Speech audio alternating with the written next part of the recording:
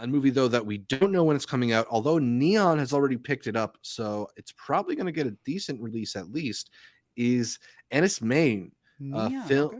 a film that is set on a Cornish island following a woman there alone. She's a volunteer observing a local flower that grows next to an abandoned mine. If that sounds sparse, it's because the movie is pretty sparse. It's honestly like very, very little spoken dialogue, uh, a lot of repeated actions. The film uh, follows her as she goes about her daily routine.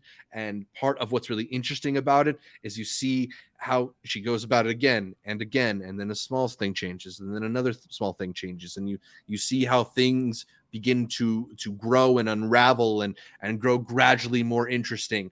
And I think the way in which this depicts like a sort of descent into madness is fascinating. I got elements of The Shining from this movie, but told differently. It's shot with 16 millimeter cameras, I believe, Yes, sir. and in an absolute stunning location. So the visuals are unreal here, and it's just got this kind of mystery to it that doesn't really leave you with a lot of answers, but leaves you sort of fascinated with how it's all assembled.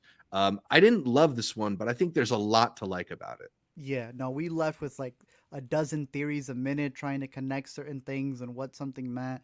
But like Zach put it, the 16 millimeter looks beautiful. The whole thing looks like you're looking back at, excuse me, what would have been the leftovers that happened on this island. You're trying to connect what what else she may have on this island that's important to her. You're Hmm. talking in The Shining. I felt a lot of old folk horror movies, be it the old Wicker Man, to Hmm. something like Desmond from Lost, just having to keep an account of something. It's like, Yeah. what is he waiting for? What's special in this island? And I know the director had talked about Enys Men being, what did I call it? Stone Island. Um, so it is a movie that thematically, and I'm sure if you know more about the history, because it is a Cornish film of things that must happen with sailors and just the way that they deal with their land over there, Right. how that comes into play. Because it's a very abstract movie. It's not just the 16 millimeter that's different in the film.